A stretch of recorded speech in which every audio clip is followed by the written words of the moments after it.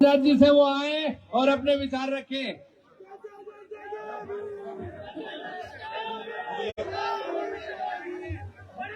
बहुत बहुत धन्यवाद। देखो ये भैया चुप हो जाओ, समय की बड़ी कमी है और इस समय का सही सदुपयोग करना है, इसलिए चुप होने की आपसे अपील। भैया ये ले लो, ये बच्चे बैठ जाओ, क्या लाओ चाय, इधर लाओ, आजा जल्दी, इधर आ जल्दी, समय कम है, इधर आ। ये तुम लोग हटो यार, चलो पीछे हो जाओ, बहुत हो गया तुम्हारा, चलो तुम ही लोग खड़े हो, इनको खड़े हो, आज इधर आ जल्दी, एक खींच दे फोटो इसका। बैठ जाओ, चलो ना, ये रुक जाओ, काम करो यार, काम हमें भी करना तो तुम भी करो। क्या कर रहे हो बताओ? ये प्यार दिखाने का तरीका बहुत अच्छा लगा, ऐसे मत करो। बहुत बहुत धन्यवाद संचालक महोदय। आज की ये बड़ौद बागपत की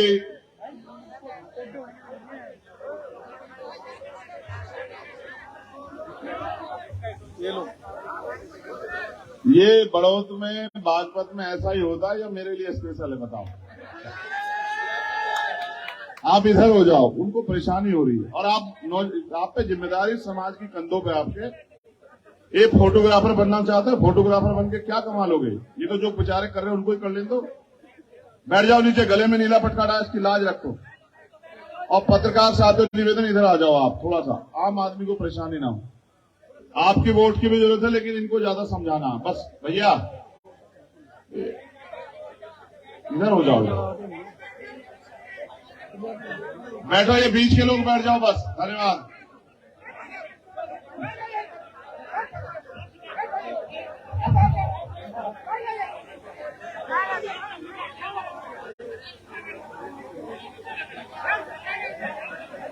नहीं, मैं पहले इन्हीं को देख लूं।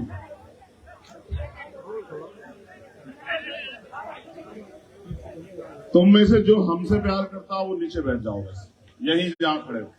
अगर हमसे प्यार करते हो तो बैठ जाओ, नहीं करते तो कुछ छटनी हो जाए ना, पता लग जाए। तुम भी सुरक्षा वालों से भी मेरा निवेदन है, छटनी हो जाए, पता लग जाए ना किसकी बात का कितना असर है। ये पता लगना बहुत जरूरी होता है लोकतंत्र में। अगर हमारी बात का असर है, अगर हमारे कहे पे तुम बैठ जाओगे तो हमारे कहे पे तुम वोट भी दे सकते हो, हमें एहसास हो जाएगा बस। बहुत धन्यवाद।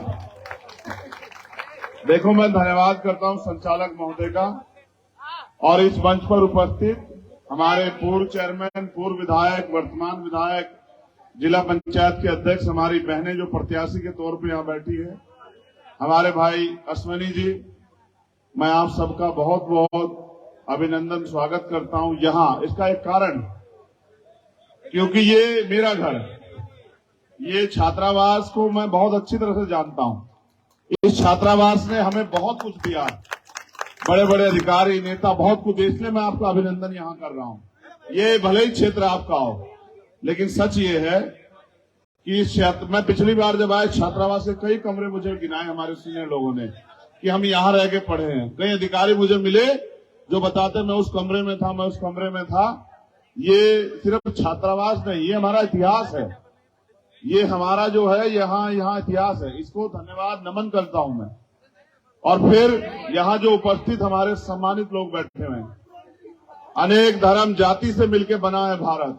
मैं आपका भी बहुत बहुत धन्यवाद करता हूं कि एक लंबे समय से आप यहाँ बैठे हुए हैं। मुझे जो बातें आपसे कहनी है वो मैं बहुत कम शब्दों में कह दूंगा। मुझसे पूर्व वक्ताओं ने सब कुछ कह दिया है। वास्तविकता में हालात अच्छे नहीं है, तो पुनः अपनी बात को शुरुआत करते हुए मैं समय समय पे जो संत गुरु महापुरुष इस भारत की धरती पर जन्मे हैं, जिन्होंने, अभी हमारे पूर्व विधायक जैन साहब कह रहे थे कि मैं कॉमरेड हूं, मैं जातिवाद को नहीं मानता। मैं ये मानता हूं कि दुनिया का सबसे बड़ा मजहब है इंसानियत। जो इंसान ही नहीं बन पाया वो किसी धर्म का नहीं हो सकता है। जिसके अंदर इंसानियत है, जो सही को सही कह सके, जो गलत को गलत कह सके, और किसी के गरीब के साथ अगर अन्याय हो और वो ताकतवर का हाथ पकड़ ले, वो है ताकतवर, वो है इंसान। वरना बाकी बहुत लोग घूम रहे हैं।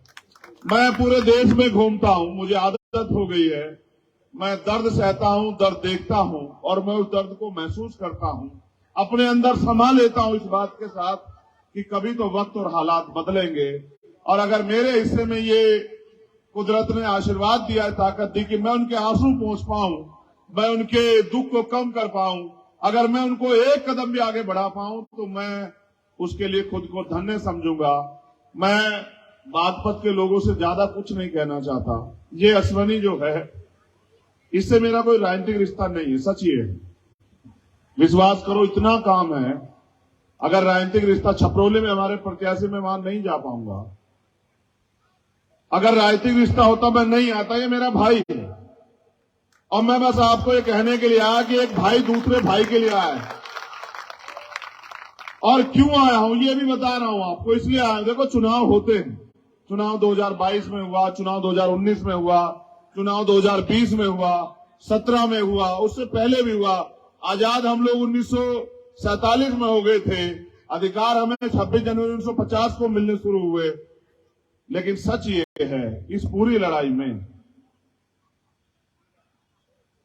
एक वोट ही ऐसी शक्ति है जो बड़े से बड़े ताकतवर को जमीन पर गिरा सकती है और बड़े से बड़े कमजोर व्यक्ति को जमीन से उठाकर ताकतवर बना सकती है।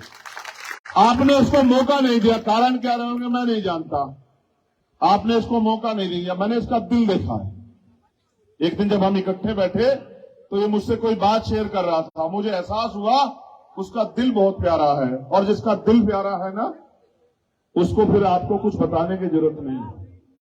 इसके दिल में वास्तविकता में दर्द है, लोगों के लिए कुछ करना चाहता है इस क्षेत्र के लिए, और दो बार निराश हुआ है।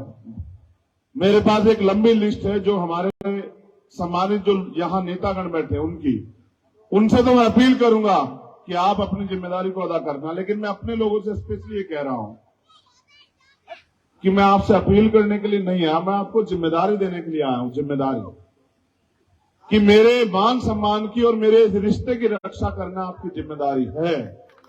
मैंने कभी आपको निराश नहीं किया। मैं और जगह जाता हूं तो वोट के लिए कहता हूं, मैं यहां आपको ये कह रहा हूं क्योंकि यहां की चलती हवा ये कह रही है बार बार, जिसका जिक्र हो रहा है।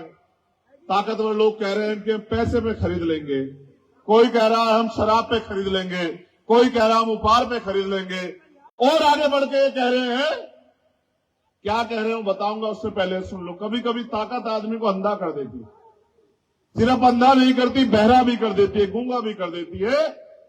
ताकत आदमी को अहंकारी मदहोशी भी कर देती है, उसको कुछ दिखाई नहीं देता सही और गलत। कहते हैं कि जब नशा मानुष पे छाता है तो उसका विवेक नष्ट हो जाता है। आज जो सरकार बैठी है उत्तर प्रदेश और केंद्र में, इनका विवेक नष्ट हो गया है। इनको इंसान नहीं दिखाई दे रहा है, ये बांट के राज करना चाहते हैं। इतिहास गवाह है कि भारत जब भी इकट्ठा हुआ है, जाति धर्म मजहब से ऊपर उठ के तब उसने आजादी प्राप्त की है। और अगर आप चाहते हैं आपको आजादी मिले तो फिर किसान कमेरों को, नौजवानों को और महिलाओं को और उन लोगों को जो चाहते हैं उनका मुल्क, उनका देश आबाद रहे, उनका देश, उसका नाम रोशन रहे, उनको फिर से पहल करनी होगी। वो कह रहे हैं जो मैं आपसे कह रहा था कि अश्वनी तंवर वोट तो ले जाएगा, हम गिनती में हम जीत जाएंगे। वो नासमझ हैं, नादान हैं, वो बड़ौद के इतिहास को नहीं जानते हैं, वो बागपत की मिट्टी के बलिदान को नहीं जानते हैं, वो नहीं जानते हैं ये वो धरती है जिन्होंने अंग्रेजों के बाद सत्य किए हैं। तुम्हारी तो मुट्ठी में लोगों की औकात क्या है। कभी कभी मैंने कहा ना कि नशा आदमी का नाश कर देता है। जब आदमी अहंकारी हो जाता है तो फिर उसको सबक सिखाने की जिम्मेदारी जनता के हाथ में होती है। वो पैसा भी बांटेंगे, मैं जानता हूं, मैंने खतौली में भी देखा। ये डर के इसने मुझसे कहा भी कि वो पैसा बांटेंगे, वो शराब भी बांटेंगे, वो उपहार भी बांटेंगे, वो आपको डराएंगे भी। मैं आपसे पूछना चाहता हूं, मेरी माए बहनें यहां बैठी हैं, उनके पैसे, शराब और उपहार से अगर ज्यादा कीमती हो मेरा संघर्ष, तो फिर आंख बंद करके आप अपने चुनाव चिन्ह नलके पर वोट कर देना। कोई पैसा, मैं अपने समाज को जानता हूं, हमारे सीनियर लोग यहां खड़े, बाबू नंदाल जी और हमारे और सीनियर लोग, मैं अपने समाज को जानता हूं, ये जिसका हाथ पकड़ लेता है छोड़ता नहीं है। इसकी वफादारी के मैं किससे नहीं बता सकता आपसे। अगर ये पकड़ लेता है तो छोड़ता नहीं, और नहीं पकड़ता तो आप कुछ भी दे दो, ये पकड़ता ही नहीं। एक मिनट रुक जाओ, मेरा नहीं भटक जाएगा सब, जिंदाबाद से सब भटक जाएगा। देखो, मैं जिंदाबाद सुनते तो मुझे बहुत दिन हो गए। जिंदाबाद हम तब हो गए जब आप मेरी बात के साथ खड़े होंगे, जब मेरे आप इशारे में काम करना शुरू करोगे। जैसे मेरे नौजवान भाइयों ने मेरी एक बात मान के बैठ गए, उन्होंने ये नहीं देखा है कि ये कच्चा है पक्का है क्या है, उन्होंने मेरी इज्जत रखी। ऐसे ही अगर आप मेरी इज्जत रखोगे तो फिर मैं जिंदाबाद हो जाऊंगा। अगर आप चाहते हो मैं जिंदाबाद हूं, देखो मैं आपको इतिहास के पन्नों में ले चलता हूं। मैं बार बार घड़ी पे समय देखता हूं, फिर ये देखता हूं मेरे कंधों पे जिम्मेदारी कितनी बड़ी है। मुझे यहां से जाके 3 सभा करनी है। वो सभा एक तरफ है, जो बात मैं अब आपसे कह रहा हूं वो याद करो। ये चौधरी साहब की कर्म भूमि है, छपरौली बागपत। और देखो भाईचारा कैसा होता है कि उनकी जन्मभूमि में जो सबसे बड़ी नगर पालिका हापुड़, वो जयंत भाई ने मुझे कहा ये आप लड़ो, यहां से आप ताकत बनाओ। और बागपत जहां वो है बड़ौत, उसमें जो है हमें अश्वनी को कहूंगा कि वो लड़े, और आप देख लोगे अगर समय निकाल पाओ। मैंने उनसे ये बात कही कि ये जो इज्जत आप मुझे उसमें हापुड़ में दे रहे हैं, जबकि वो जन्मभूमि बैठती है चौधरी साहब की, वो आपका सम्मान है। आपने वो मुझे पगड़ी के तौर पे दिया। मैं इस प्यार को, इस रिश्ते को निभाऊंगा, और उसी रिश्ते को निभाने के लिए मैं यहां आया हूं। मैं आपसे पूछना चाहता हूं कि जब देश आजाद नहीं था तो इस देश के वंचित वर्ग के लोगों के अधिकार क्या थे? अधिकार जितने भी मिले उसके लिए संघर्ष करना पड़ा। आजादी से पहले तमाम क्रांतिकारियों के साथ बाबा साहब अम्बेडकर और सर छोटूराम मिलकर लड़ रहे थे। जब वो मिलकर लड़े तब शोषितों के हिस्से में अधिकार आए, और उनके जाने के बाद जो थोड़ी बहुत जमीन आज हमें मिली है वो देन है चौधरी चरण सिंह जी की। इसके अलावा कोई रास्ता नहीं है, सच कहने में कोई परहेज नहीं है। उसी बात को मान्यवर काशीराम साहब ने आगे बढ़ाया और कहा कि जो जमीन सरकारी है वो जमीन हमारी है, जिन पे जमीन नहीं है हमको जमीन देंगे। मैं ये कह रहा हूं कि समय समय पे हम एक दूसरे को देख रहे हैं कि वो क्या करके गया, किस तरीके से उन्होंने पैरों पे खड़ा किया लोगों को। आज फिर वही घड़ियाल पड़ी। आज मैं और जयंत चौधरी जी, हम दोनों भाई मिलके हम सबसे लड़ रहे हैं, सरकार से भी लड़ रहे हैं, कुछ अपने नजदीकी अपने हैं उनसे भी लड़ रहे हैं। क्या करें, कोई किसी को कुछ देता नहीं है, छीनना पड़ता है। जैसे बागपत में आपने छीना था ना, आपको याद होगा। पूरे प्रदेश पश्चिम में अगर एक जिला पंचायत अध्यक्ष है तो वो बागपत का खून और बागपत की धरती का बल है जिन्होंने छीन लिया, वरना बाकी लोगों को तो उन्होंने मार पीट के धमका दिया। ये जय किशोर ऐसे नहीं बैठा हुआ, इसको आपने बिठाया। जब आप जय किशोर को बिठा सकते हैं तो हम भी वादा करके कहते हैं कि हम अपने भाई, अपनी बहन बबीता जी को और भाई अश्वनी जी को भी बिठा सकते हैं। हम कुर्सी पे बिठा के छोड़ेंगे। अगर वो कुर्सी दूर होगी, मैं अपने लोगों से कहना चाहता हूं कि अपनी वोट से खींच के ले आना, उसको इतनी जोर से खींच के ले आना कि वो उसकी सरहद में हो। देखो, यही एक वोट है जिस वोट से और जिस वोट के कारण आप ताकत बना सकते हैं, या जिस वोट की वजह से आपकी पूछ है। सरकार जो बैठी है उसका उन्हीं से मुकाबला है ना यहां। और आप जानते हैं उनका सच क्या है? सच उनका ये है कि जब 350 रुपए का सिलेंडर था तब वो धरना लगाते थे। आज 1000 प्लस का सिलेंडर है, उनके मुंह से आवाज नहीं निकलती, उनकी कथनी करने में फर्क है। जब 50-60 रुपए पेट्रोल होता था तो वो 1 रुपए भरने पे चेयरमैन साहब वो धरना लगाते थे। और आज आप देखो 100 रुपए के पास चला गया, उनसे सवाल कर लो तो वो देशद्रोही साबित कर देते हैं। इस देश में समय समय पे हर वर्ग के लोगों को लड़ना पड़ रहा है। जैन साहब यहां बैठे हैं, एक तीरथ है वहां गुजरात में, उस तीरथ को उन्होंने जो है किस तरह से अपमानित करने का काम किया, आप पूछ के देख लेना, इनको पता होगा। उस लड़ाई को भी मैंने लड़ा। और समय समय पर किसानों की लड़ाई को आप देख लो, 700 किसानों ने शहादत दी।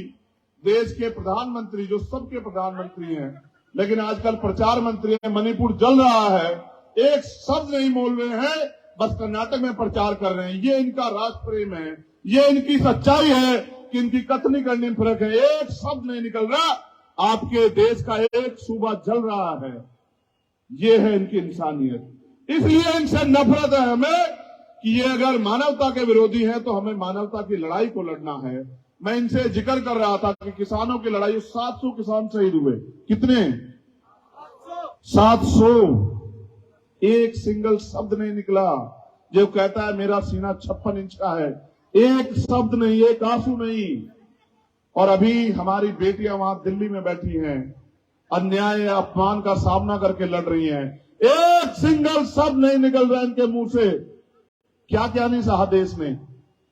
हमने जब भी अपने अधिकारों के लिए आवाज उठाई तभी लाठियां पड़ी। मैं सैकड़ों मुकदमे अपनी पीठ पे लेके घूम रहा हूं।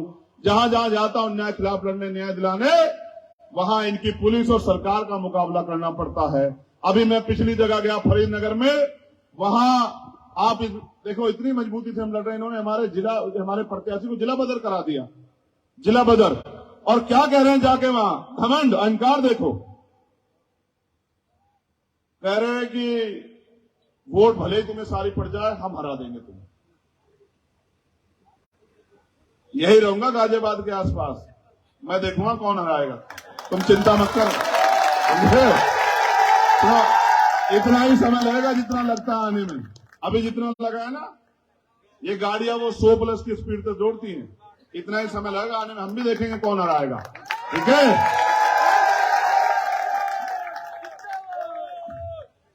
ये हमारा झंडा और डंडा बड़ा मजबूत है, इस बात को सब लोग जानते हैं। और हमारी लड़ाई हमेशा न्याय की रहती है। आज तक कोई गवाही नहीं दे सकता कि किसी गरीब के खिलाफ हम लोग लड़े हों। आज तक नहीं कह सकता कोई। आज तक नहीं कह सकता कोई किसी जाति धर्म की महिला रही हो, क्योंकि हमें हमारे गुरुओं महापुरुषों ने सिखाया कि सभी बहनों के सम्मान की रक्षा करनी है। हमने सबकी लड़ाई लड़ी और आगे भी लड़ते रहेंगे। इसी वचन के साथ हम है कि जनहित में जो भी कर पाए उसको हम करेंगे। मेरे पीछे से पर्ची आई, उन्होंने कहा चौधरी चरण सिंह जी और बाबू जगजीवन राम जब जब मिले सत्ता परिवर्तन हुआ है। सत्ता परिवर्तन संघर्ष से होगा, संघर्ष के लिए लोग तैयार हैं। किसान बंजर भूमि को चीर के, उसका सीना चीर के फसल उगाता है और किसान जानता है कि कौन सा बीज ऐसा है जिससे बढ़िया फसल होगी। मुझे आपको कुछ बताने की जरूरत नहीं है। अश्वनी जी यहां बैठे हैं और ये तमाम धर्मों के लोग ये गवाही दे रहे हैं कि अश्वनी जी इस बार यहां से ताकत में जा रहे हैं। एक और हमारी प्रत्याशी है यहां पर खेकड़ा में, बहन रजनी धामा जी, मैं उनके लिए भी अपील करता हूं। इन दोनों का चुनाव सिंबल जो है नल का है, आप इनकी मदद कराएं। और अब ये जिम्मेदारी के जो नाम ले रहा है इनको सुन लो। हमारे बाबूजी नंदलाल जी जो रविदास महासभा के अध्यक्ष भी हैं, हमारे तो बड़े सीनियर हैं, हमारी पार्टी में अनुशासन समिति के उप सभापति भी हैं। मांगेराम लोहारी जी जो हमारे अनुशासन समिति के पर्यवेक्षक हैं, हमारे छोटे भाई डॉक्टर समीर जी, रणवीर सिंह जी, ये कुलदीप हमारा छोटा भाई जो उसमें बहुत मेहनत करवा रहा है वहां पर खेकड़ा में, विकास मौर्य जी, सत्येंद्र जी, इमरान मलिक जी, जावेद चौधरी जी, रामनाथ जी, चमन सिंह जी, गुलाब सिंह जी, मनोज जयजान जी, हरवीर सिंह एडवोकेट जी, हरिंदर तोमर जी और प्रमोद साबका जी। ये नाम मैंने आपके इसलिए पढ़े, इसलिए नहीं पढ़े कि बहुत वाहवाही की बात है, इसलिए पढ़े कि आपके कंधों पे मेरे सम्मान की जिम्मेदारी है। आपको ये करना है कि जो वोट, देखो सीधा सा मुकाबला है गठबंधन का और भाजपा का, और जो वोट इधर उधर हो रहा है, ये बात मुझे भी आपसे कहनी है। एक तो उनके किसी लव लालच में नहीं आना, क्योंकि फैसला 5 साल का है, एक दिन का नहीं है। और मान्यवर काशीराम साहब हमें सिखा के गए कि वोट की रक्षा बहन बेटी की रक्षा की तरह करनी है। वोट को बेचना नहीं है, वोट को फेंकना नहीं है, जिम्मेदार आदमी को सौंपना है। मैं ये कह रहा हूं अश्वनी जिम्मेदार है, आप इसको वोट देना। मैं वादा करता हूं, आपका भाई आपसे वादा करता है कि आपको काम के लिए कहीं नहीं जाना पड़ेगा, ये आपके घर पे आके आपका काम कराएगा। मैं इसको जानता हूं। और जिनको गुमराह किया जा रहा है, जिनको बहकाया जा रहा है, जो अच्छा ये भी याद सुन लो, मैं नहीं कहता था, ये अनिल बीच में बोल रहा था, इसलिए कह रहा हूं कि जो आदमी पैसों पे टिकट लेके आएगा वो अपने पैसे पूरे करेगा, आपका भला नहीं कर सकता, ये बात याद रखना। और जो पैसे आज आपको देगा वो कल आपकी खाल खींच के पैसे लेगा। समझ रहे हो? नहीं समझ रहे हो? वो पैसे दे क्यों रहा है? आपको खरीदने के लिए। मैं आपसे पूछ रहा हूं, आप बिकाऊ हो? ये सदगुरु रविदास जी महाराज के बच्चों को खरीद सकता है? देख लो बागपत वालों, बड़ौत वालों, मैं इसको हामी भर दूं? पक्का? खतौली की तरह इज्जत रखोगे? खतौली में तो एक हमारे बड़े से मंत्री और बड़े से मुख्यमंत्री सब लगे हुए थे और जाके कह रहे कि नहीं हम जीत रहे। मैंने इससे कहा आसमानी से कि जिस दिन रिजल्ट आएगा मेरा समाज ये साबित करेगा कि चंद्रशेखर के संघर्ष में ताकत है। और मैं यहां भी कहता हूं, बस एक ही निवेदन है कि ये जिसको गले से लगा लेता है, अगली बार मुझे नहीं आना पड़ेगा, याद रखना। ये जब गले से लगा लेंगे छोड़ेंगे नहीं। तुम छुड़ाना भी चाहो तो भी नहीं छोड़ेंगे। अगर छुड़ाना भी चाहोगे नहीं छोड़ेंगे। बस ये मान सम्मान चाहते हैं, तुम इनके मान सम्मान का वो रखना। ये तो किसान का मेरे लोग हैं, ये तो मेहनत मजदूरी अपनी करते हैं तब अपना पेट पालते हैं। मैं इनमें से एक हूं, मैं इनको जानता हूं। ये मान सम्मान के लिए लड़ते हैं, इनको और कुछ नहीं चाहिए। बाबूजी जगजीवन राम की एक बात मुझे किसी नेता ने बताई अभी, और बताई बहुत बड़े नेता ने, गवर्नर साहब ने, जो आजकल लड़ रहे हैं मुखर होके। उन्होंने एक बात मुझसे कही कि बाबू जगजीवन राम ने एक बात कही थी चौधरी साहब से कि अगर आप मुझे जूते में बिठाओगे तो मेरा समाज वोट नहीं देगा। अगर आप मुझे कंधे में बिठाओगे तो ये आपको इतना ताकतवर बना देगा कि आपसे ताकतवर यहां कोई होगा नहीं। मैं आपसे कह रहा हूं, आप इनको गले लगा लो। और बाकी ये सब समाज के लोग बैठे हैं, हमारे अब्बासी समाज के नेता, ये सब लोग सीनियर लोग, मैं इनसे भी कहना चाहता हूं, इस दिन के लिए शहादत नहीं दी थी शहीद आजम भगत सिंह ने। आज जो मुल्क में बन गया है, आज जो नफरत है कि इससे हमारे भारत की पहचान नहीं थी। हमारे भारत की पहचान उससे थी जिसको दुनिया याद करती थी कि ये सोने की चिड़िया हुआ करती थी और यहां कोई भूखा नहीं रहता था। आज जो उन्होंने बना दिया है वो ऐसा है कि लोगों के घरों के हाल जाके देखो, लोगों के चूल्हे पे खाना नहीं है और घर में आटा नहीं है, तमाम तरह की मुसीबतें। राजा कुछ कहना नहीं चाहता। तो इसलिए आपसे जिम्मेदारी के साथ ये कह रहा हूं कि 11 तारीख को जब आप वोट डालने जाएं तो आपकी वोट कहां पड़नी है, बस ये आप मुझे बता दो। अगर तुम्हारी आवाज मुझसे कम है तो तुम हार जाओगे, तुम्हारी आवाज मुझसे ज्यादा होनी चाहिए। हमारी मोहर कहां रहेगी? हमारी मोहर कहां रहेगी? तो इतनी जोर से नल चलाना कि बड़ौत की सारी गंदगी बह जाए और यहां प्यार ही प्यार बहेगा। बहुत बहुत धन्यवाद। मैं किसानों से भी कह रहा हूं, आप मन बना लो, ये नहीं देंगे एमएसपी की गारंटी, हम एमएसपी की गारंटी भी देंगे दोनों भाई, और किसानों को सुविधा भी देंगे, और कमेरों को भी, मजदूरों को भी न्यूनतम वेतन देंगे। आप मन बनाओ। इतिहास गवाह है कि मान लो तो हार और ठान लो तो जीत। आप ठान लो, आप इस बार ठानो, अश्वनी भाई चेयरमैन, और आप आगे ठानोगे 2024 में तो यहां से सांसद भी आपका होगा। धन्यवाद।